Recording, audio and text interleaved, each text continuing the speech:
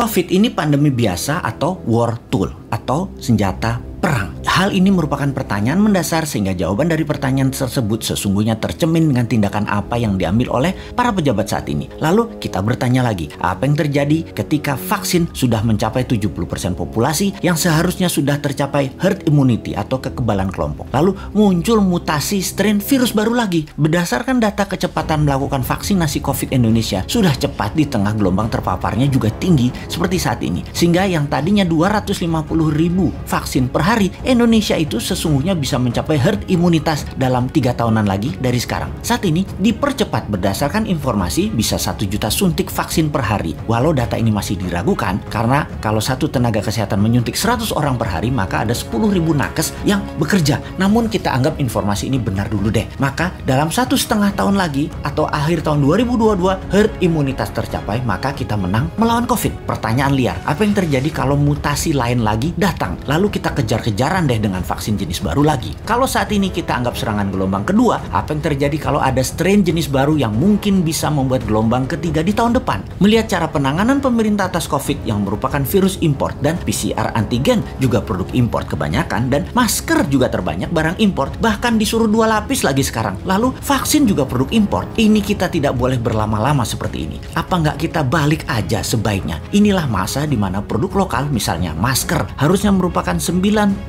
masker yang beredar di Indonesia saat ini adalah buatan lokal. Antigen tes lokalnya harus 100%. Vaksin lokal harus 50%. Atau obat peningkat imunitas yang lokal harus digenjot. Agar kalau virus mutan lagi, kita nggak terus bergantung impor yang akan membuat ekonomi negara digerogoti uang keluar atau flight capital. Sudah cara bernegaranya membatasi uang beredar menjadi tipis di tanah air, uang tadi ditarik keluar dengan berbagai kebutuhan impor dan tunai di tanah air harus hidup dengan pinjaman dolar asing dan yuan. Rupiah kok jadi nggak berdaulat ya? Pastinya karena kebijakannya terlalu impor. Walau bisa terlihat benar karena semuanya dalam keadaan darurat, tapi kalau bernegaranya daruratnya berkepanjangan seperti ini, sebenarnya bisa nggak masuk kategori salah kelola atau mismanagement bernegaranya. Lebaran tahun 2020 nih ya, kita nggak boleh mudik, pulang kampung, mudik apalah itu. Lalu tahun 2021 berlaku lagi, nggak boleh mudik lagi. Oke lah, kita manut, 2 kali ya kita manut. Walau ada beberapa orang nggak tahan melakukan pulang kampung yang katanya mereka lah penyebab meledaknya gelombang kedua paparan COVID sekarang. Oke lah, argumen ini diterima. Tetapi kalau tahun depan 2022 masih lagi, ini namanya nggak bisa kelola. Setuju nggak kalau hal ini kita sematkan? Nggak bisa kelola negara karena 3 kali berturut-turut kita nggak pulang kampung. Kembali ke pertanyaan awal. Kita bisa simpulkan dari pertanyaan pertama oleh pemerintah saat ini, COVID adalah pandemi biasa, bukan war tool atau senjata perang biologi. Menjawab pertanyaan kedua, kalau ada strain baru, maka sepertinya ya ikut aja atas apa yang akan terjadi nanti. Kumaha engke, tak ada antisipasinya, yang ada hanyalah mudah-mudahan nggak ada mutasi lagi. Kalau terjadi berlawanan, ini senjata biologi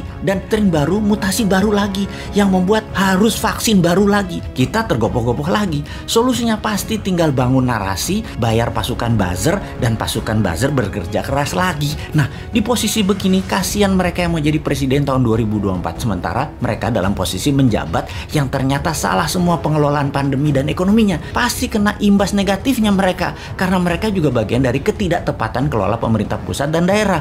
Karena yang digadang-gadang tahun 2024 kebanyakan pejabat incumbent. Di sini enaknya jadi yang bukan pejabat tetapi selalu memberikan solusi. Bahkan bukan hanya solusi, tapi saran yang dikerjakan walau dengan skala tanpa fasilitas. Bisa jadi kuda hitam nggak di tahun 2024 kira-kira dia itu? Tapi mudah-mudahan prediksi ini salah. Ekonomi membaik, COVID teratasi tahun ini. Amin. Cuman takut aja prediksi ini benar. Masa tinggal bosman tahun 2024? Ya nggak mungkin toh. Harusnya bisa 3 kali menjabat. Dukung!